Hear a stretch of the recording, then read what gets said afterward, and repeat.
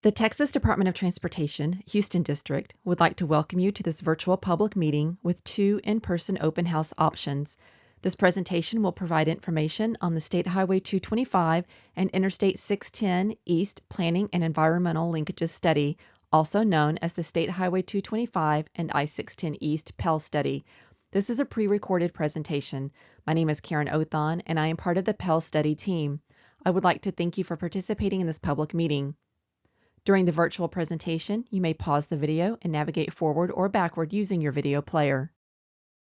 If you have any technical difficulties accessing the public meeting information, need special accommodations, or speak a language other than English or Spanish, and have interpretation needs, please contact Gabriel Adame at 713-802-5199. Details on how to submit comments will be provided further in the presentation. This virtual public meeting is being held in conjunction with 2 in-person open house options. The first open house will be held on October 17, 2023, from 5 to 7 p.m. at the Deer Park High School North Campus at 402 Ivy Avenue, Deer Park, Texas 77536. The second open house will be held on October 19, 2023, from 5 to 7 p.m. at the Alvin D. Baggett Community Center at 1302 Keene Street, Galena Park, Texas 77547.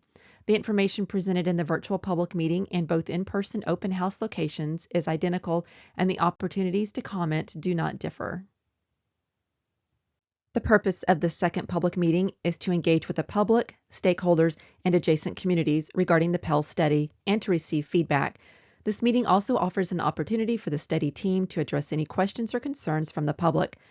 TxDOT commits to purposefully involve the public by providing for early, continuous, transparent, and effective access to information and decision-making processes. At this meeting, TxDOT would like you to join the PEL study through your participation in this meeting, learn about the study area and its needs, understand the alternatives for the study area, engage by providing input on the alternatives, and comment on the information provided at this meeting. Any project undertaken by TxDOT as a result of this PEL study is anticipated to receive federal funds, and because of the federal component, TxDOT is required to assess the potential environmental effects of the proposed project in accordance with federal standards. The process that is followed is called the National Environmental Policy Act process, otherwise known as NEPA. The NEPA process provides analysis of the potential impacts to the natural and man-made environment and helps the decision maker to make an informed decision on whether or not to proceed with the proposed project. On December 9, 2019, TxDOT received a signed Memorandum of Understanding from the Federal Highway Administration that permits TxDOT to assume responsibility from the Federal Highway Administration for reviewing and approving certain NEPA projects. This review and approval process applies to any proposed projects that result as a part of this study. In this presentation, I will first outline the notification process leading up to this public meeting. Then I will provide an overview of what a PEL study is, show the PEL study limits, and discuss the community engagement that has taken place. This will be followed by defining the purpose and need for the improvements identified by this study, describing the alternative screening process, presenting the recommendations, and next steps. Toward the end of this presentation, there are instructions on how to submit written comments and contact information for TxDOT. In preparation for this public meeting, notices in both English and Spanish were published to the TxDOT webpage on September 27, 2023. Elected officials were notified of this public meeting by mail and email on September 28, 2023. Notices in both English and Spanish were then mailed to adjacent property owners on October 2, 2023, along with flyers. Approximately 28,000 postcards were mailed out using Every Door Direct to mailboxes in the study area on October 2, 2023. Informative flyers were hand-delivered to local community facilities, gathering places, and apartment complexes in the PEL study area on October 11, 2023. Notices were also published in the Pasadena Citizen, La Voz, Forward Times, and Buena Suerte on September 27, 2023. A notice was also published in the Bay Area Observer on September 28, 2023. TxDOT also advertised the meeting on roadside changeable message boards along State Highway 225 and I-610 East. In addition to these notification methods, links to the meeting notice were posted on the TxDOT Facebook page and TxDOT Houston District Twitter page. Let's now discuss what a PEL study is and its benefits. The purpose of a Planning and Environmental Linkages Study, or PEL study for short, is to provide a high-level approach to transportation planning and decision-making. This approach benefits the public by providing efficient and cost-effective solutions to fast-track transportation improvements. Study participants include stakeholders, agencies, and the public. To learn more about the PEL process, please watch the What is a PEL video. This video can be accessed by scanning the QR code on the screen or by visiting the study webpage. The PEL study is taking place in Harris County and consists of 2 roadways with specific beginning and ending points referred to as the study limits. The State Highway 225 portion is approximately 14 miles long and includes the existing State Highway 225 corridor beginning slightly west of the State Highway 225 and I-610 East interchange and ending at State Highway 146. The I-610 East portion is approximately 7.5 miles long and begins south of I-45 at Telephone Road, proceeds north over the Ship Channel Bridge, and ends at Gellhorn Drive. There are 2 extensions of the PEL study area, the Washburn Tunnel located between I-610 East and Beltway 8 on the north side of State Highway 225, and Barber's Cut Boulevard south of the State Highway 146 and State Highway 225 interchange. Ongoing public involvement is a key component throughout the study. To date, including this public meeting, the study team has held 2 public meetings and 5 virtual stakeholder and agency workshops. Over the course of the study team also held over 30 meetings with various stakeholders and communities to provide study updates and obtain input. Following Stakeholder Workshop number 4 in March of 2023, the study team conducted extensive outreach to local super neighborhoods and community groups to gather feedback on alternatives that will be discussed later in this presentation. Following this public meeting, the study team will meet with stakeholders again before finalizing the PEL study report. The purpose and need statement is a key factor in determining the range of alternatives that should be considered. It is defined by an abundance of existing condition data, future traffic predictions, and public input. The purpose and need provides a basis and vision for potential future projects to be carried forward through the NEPA process. The 5 needs that were identified within the study area are safety issues, inadequate multimodal movement of people, inefficient movement of freight and maritime cargo, inefficient emergency evacuation, and aging infrastructure. These 5 needs were used to develop the purpose statement found on the following slide. The purpose of the State Highway 225 and I-610 East PEL study is to support the diverse transportation needs of the community by identifying alternatives that enhance safety, facilitate multimodal movement of people, provide efficient movement of freight and maritime cargo, enhance emergency evacuation, and upgrade aging infrastructure to current design standards. To learn more about the details of the purpose and need identified for this PEL study, please watch the Purpose and Need Development video.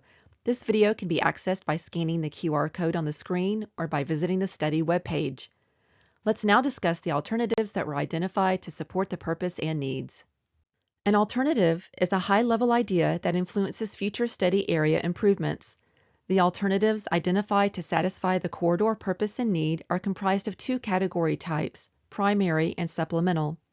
A primary alternative serves the corridor-wide purpose and need. A supplemental alternative meets localized transportation needs and can be combined with any of the primary alternatives. Both primary and supplemental alternatives must satisfy at least one of the needs. These alternatives will be detailed further in the presentation. All alternatives are evaluated through an alternative screening process. This process includes developing screening criteria based on the purpose and need previously described in this presentation and community feedback obtained throughout the study. There are 3 different alternative screening phases that occur. First, the universe of alternatives. Second, the conceptual alternatives. And finally, the viable alternatives. As each screening phase occurs, the number of alternatives is narrowed down and the level of analysis on each becomes more detailed. This process ultimately determines the recommended alternatives for the study area. Let's now review the primary conceptual alternatives. Remember, a primary conceptual alternative serves the corridor-wide purpose and need. Based on the screening process along with public input, the following 7 primary conceptual alternatives found on the left-hand side of the screen were identified. Number 0, no build. This is the do nothing or remain at status quo alternative. Number 1, reconstruct to current standards. Number 2, add general use lanes. Number 3, add elevated freight truck lanes. Number 4, add elevated high occupancy vehicle lanes. Number 5, add elevated managed lanes. Number 6, convert general use lane to truck lane. Number 7, convert general purpose lane to managed lane. These 7 primary conceptual alternatives were introduced to the public during community meetings over the summer of 2023. Based on community input and further detailed evaluation by the study team, the 7 primary conceptual alternatives were narrowed down to 3 primary viable alternatives. These can be found in the center of the screen and include number 3, add elevated freight truck lanes. Number 4, add elevated HOV lanes. Number 5, add elevated managed lanes. Since the 3 viable alternatives include the same elevated structure, all 3 alternatives will be carried forward as a recommended alternative for this study. The use of the elevated structure would be determined during the next phase of project development. To learn more about the details of each of the alternative screening phases and how the previous 7 conceptual alternatives were screened, please watch the Conceptual Alternatives video. This video can be accessed by scanning the QR code on the screen or by visiting the study webpage. The recommended alternative would add capacity to the study corridor via elevated structures, with 2 lanes in both directions. The elevated lanes could be in the center of the roadway or between the frontage roads and general purpose lanes. In addition, the recommended alternative proposes to reconstruct the current facility to meet current design standards. The elevated structure could be used the following ways. Elevated freight truck lanes would allow trucks to be on the elevated structure. Elevated HOV lanes would allow transit or vehicles that have 2 or more passengers on the elevated structure. Elevated managed lanes would allow for flexibility to separate travel modes by the time of day. This means that this could accommodate truck only, HOV only, and/or passenger, transit, and/or other vehicles depending on the peak period of travel for each use. The second type of alternative are supplemental alternatives that meet localized transportation needs and can be combined with any primary alternative. To keep it simple, we have categorized the supplemental alternatives into 4 categories: connectivity, multimodal, frontage roads, and main lanes. Under the connectivity category, the supplemental alternatives identified were improving existing alternative routes, new alternative routes, and new road extension. An example of this category of alternative would be replacing the Washburn Tunnel with a bridge. For the multimodal category, the options include movement of cargo through the ship channel, bike and pedestrian facilities where appropriate, and transit. An example of this category of alternative would be raising the I-610 East Ship Channel Bridge. For the frontage roads category, connecting discontinuous frontage roads, improving frontage roads, and improving intersections were all identified. An example of this category would be adding turn lanes at various study area intersections. And the last category is main lanes. The options under this category include improving ramp configurations, improving interchanges, and incorporating technology. An example under this category would be the Beltway 8 and State Highway 225 direct connectors. Based on the existing conditions data, future predictions, and public input obtained throughout the study process, all the supplemental alternatives identified could be compatible with the recommended alternative. Now that we have reviewed the alternatives, I would like to highlight the estimated timeline for the PEL study completion. Look for the orange "We Are Here" arrow at the top left of your screen. After the comment period closes for this public meeting on November 3, 2023, the study team will evaluate the comments throughout the month of November.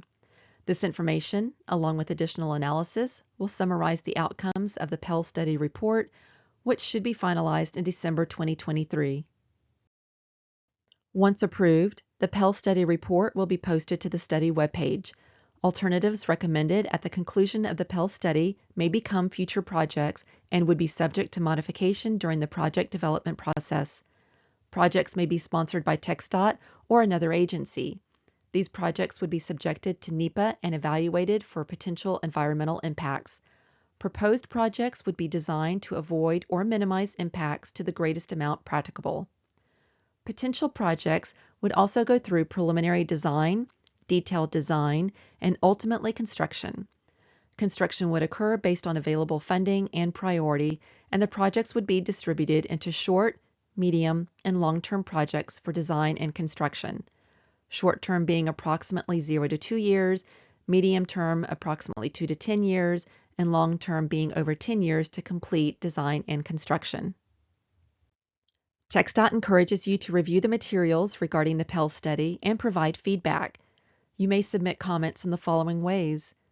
Download the comment card from the TxDOT webpage, www.txdot.gov/projects/meetings.html, and email to hou-pio webmail@txdot.gov.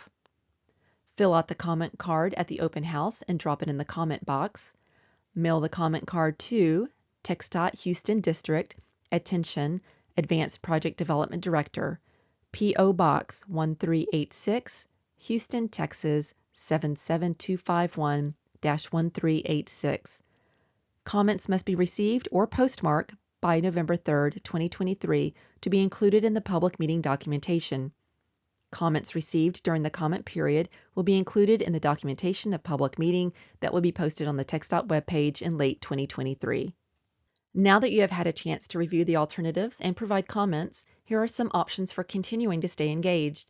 You may visit the PEL study webpage by scanning the QR code on the right or copy and paste the link under the QR code into a web browser.